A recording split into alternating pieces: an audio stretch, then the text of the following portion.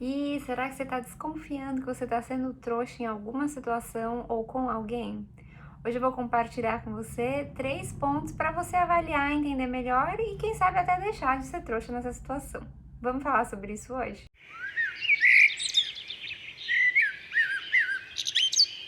Bom, gente, não é incomum a gente se deparar com situações, seja elas da gente ou de pessoas próximas, nas quais uma das partes faz um monte pela relação ou pelo outro, e esse outro não retribui da mesma maneira.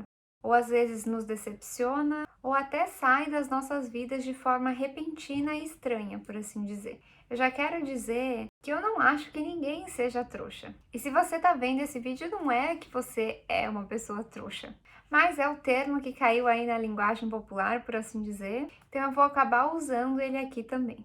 Que a gente possa bater esse papo com leveza e dar risada juntos. Aliás, eu também já fui muito feita de trouxa.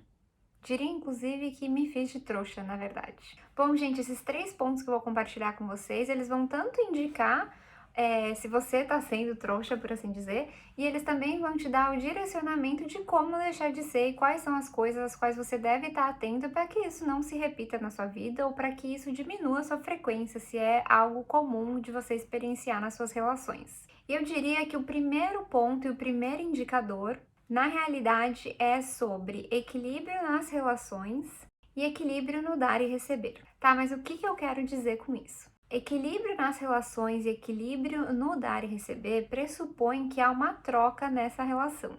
Não tem uma pessoa que está fazendo menos ou está em dívida. Dizer que uma relação está equilibrada e que a troca numa relação pode se mostrar das mais variadas maneiras. E quando eu digo troca, eu não quero dizer que você faz A e a pessoa faz a mesma coisa para retribuir. Essa troca ela pode se mostrar com nuances, afinal nós somos pessoas diferentes. Porém, vou citar aqui alguns exemplos para ilustrar. Vamos dizer que você está conhecendo uma pessoa e essa pessoa precisa desmarcar o encontro que vocês tinham combinado. A pessoa que desmarcou, ela se preocupa em te avisar, ela se preocupa em pedir desculpa, afinal vocês já tinham acordado com um lugar, uma data, por assim dizer, e ela se preocupa também e coloca a energia em sugerir o próximo encontro, onde ele vai ser, ela faz todo o rearranjo desse encontro, o qual ela teve que cancelar. Então, quero dizer que, quando se trata de troca e de equilíbrio, ambos estão oferecendo algo ao outro, ambos estão dando e ambos estão investidos naquela relação. Mais uma vez, mesmo que de formas diferentes. Aliás, as pessoas são diferentes. Por outro lado, quando não há troca, você pode ser aquela amiga que sempre liga, que sempre procura, que sugere onde ir, que paga a conta, que busca, que dá carona, que resolve tudo na vida da outra, enquanto você se vê de mãos vazias. Mesma coisa no caso do date. Vamos dizer que você tá sempre atrás da pessoa, sempre procurando, sugerindo de se ver, às vezes ligando, mandando mensagem, mandando coisa nas redes sociais, não sei, mandando figurinha, não sei, mandando meme.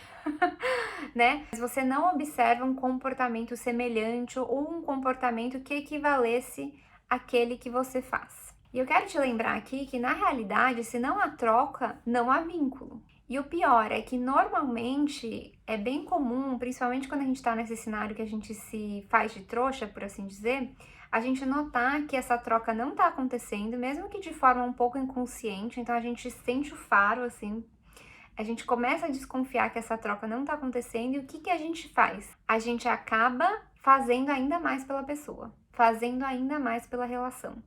E a gente faz isso na intenção de que o outro vai notar o quanto a gente se dedica, o quanto a gente faz pela relação e vai começar a retribuir. Porém, não é isso que acontece. Das vezes, a chave para a troca se estabelecer na realidade é a gente criar um pouco de espaço.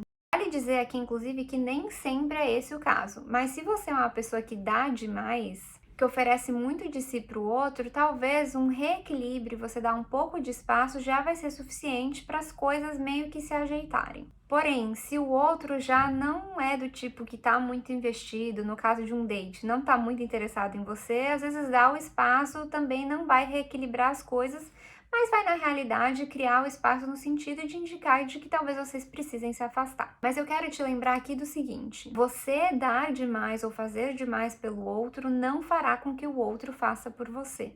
Os relacionamentos, amorosos ou não, eles são uma dança. Então, ambas as partes têm que estar implicadas. Se a gente ocupa esse espaço o tempo todo, se a gente está sempre preenchendo ele com gentilezas, com ações, resolvendo os problemas do outro, a gente não dá a possibilidade do outro também preencher esse espaço e fazer coisas por nós. Da mesma forma, tem pessoas que têm uma dificuldade imensa de receber os mínimos favores, as mínimas gentilezas, seja de estranhos ou seja de pessoas com as quais ela convive. Isso também não é legal. A gente passa uma mensagem para o mundo, para as pessoas que convivem com a gente, de superioridade, de que a gente não precisa delas, e elas estão, na realidade, tentando retribuir algo, ou num caso de desconhecidos, sendo gentis e úteis a você. Então fique atento a esse equilíbrio na troca das relações entre o dar e o receber, e o equilíbrio de forma geral. O ponto número 2 é de que, quando a pessoa é feita de trouxa, por assim dizer, não é incomum de que essa mesma pessoa tenha traços de personalidade codependente. Aí você vai falar: ah, Letícia, mas eu sou super independente, eu não dependo de ninguém para nada. Bom, eu te diria então que esse também é um sinal de codependência. O termo pode nos levar a achar que a codependência é depender do outro também. Mas aqui o pulo do gato é que o codependente, ele depende do outro depender dele. Você consegue entender? Por isso o nome do termo. Tá, mas como mais age o codependente? Tem uma série de coisas que o codependente pode fazer e as pessoas vão se identificar com isso em menor ou menor grau, ou terem traços bem diferentes que também vão indicar uma codependência. Mas eu vou trazer aqui alguns pontos para você estar atento. O codependente, principalmente no começo da relação, na maioria das vezes ele quer agradar a qualquer custo. Ele não fala o que pensa, não fala o que sente, mesmo que ele esteja passando por um desconforto imenso. O codependente também tem uma dificuldade bem grande de estabelecer limites e de dizer: olha, isso aqui não é ok.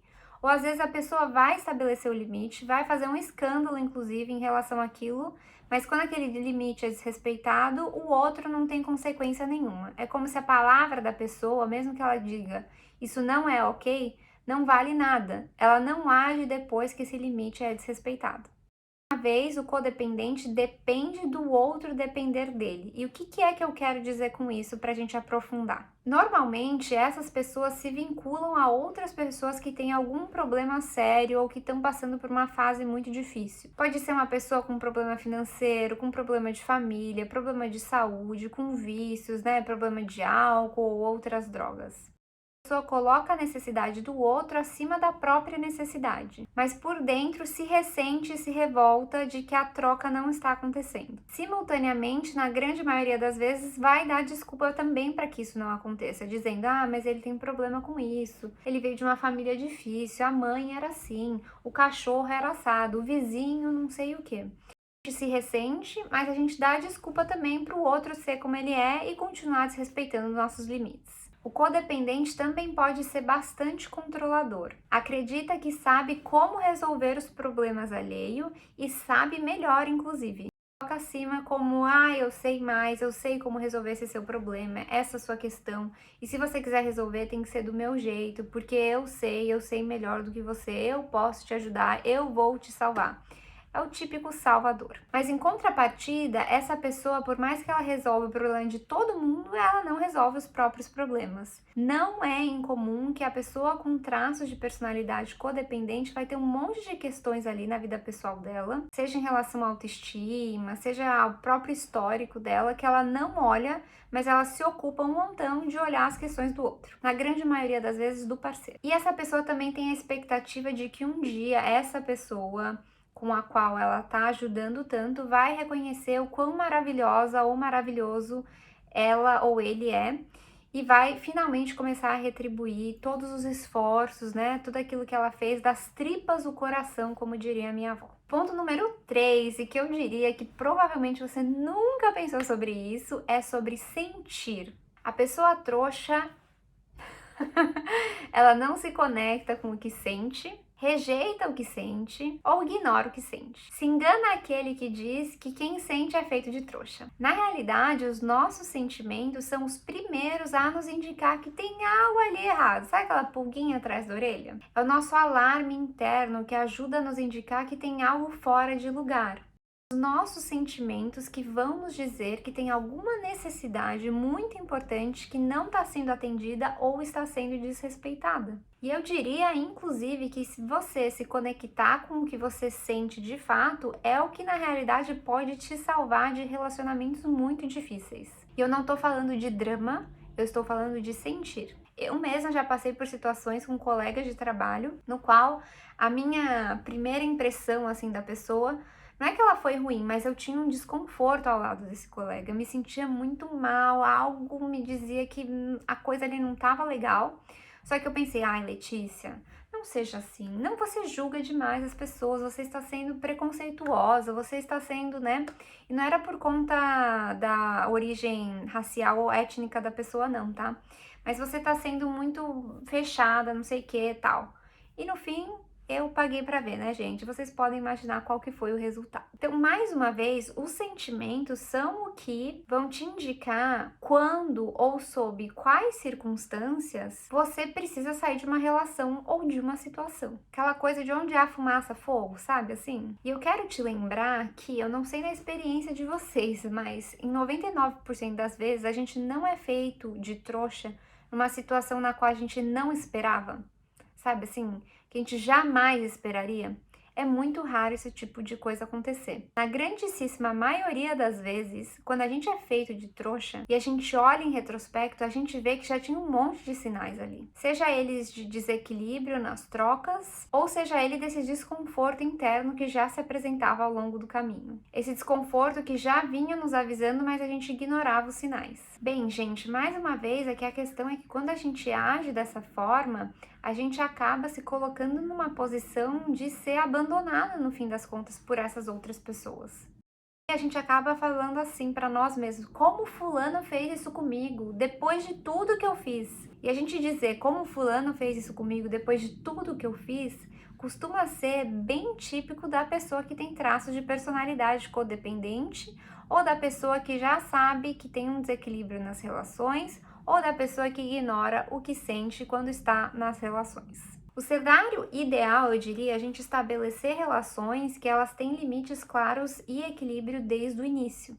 Porém, a gente sabe que nem sempre é possível começar as relações com o pé direito. Então, o que a gente pode fazer nesses cenários? Eu diria que esteja atento a esses 3 pontos que eu compartilhei com você e vá fazendo mudanças aos poucos. Não precisa agora você surtar e querer fazer tudo de uma vez. Vá fazendo ajustes aos poucos. Se possível, inclusive, se distancie um pouco dessa pessoa. Um outro passo muito importante é você comunicar ao outro. E até eu tenho um vídeo aqui no canal, inclusive, que fala sobre como ter conversas difíceis, que lá eu aprofundo bastante quais são as necessidades que a gente tem e como a gente pode comunicar isso para o outro de forma bem clara.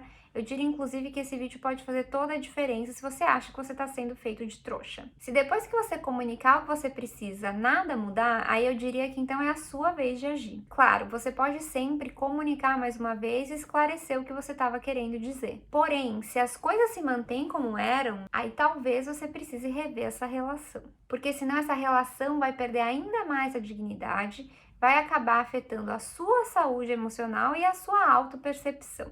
Me deixa saber aqui nos comentários quais foram as situações às quais você foi feito de trouxa. Aliás, as quais você se fez de trouxa, eu diria. E compartilha comigo o que foi que você achou desse papo. Bom, gente, obrigada por ter ficado até aqui no vídeo. Agradeço muitíssimo a presença de vocês todos. É uma alegria para mim poder compartilhar um pouquinho do que eu acho dos meus palpites e conselhos com vocês aí do outro lado. Eu tenho outros vídeos aqui no canal relacionados a esse tema e eu te convido a assistir.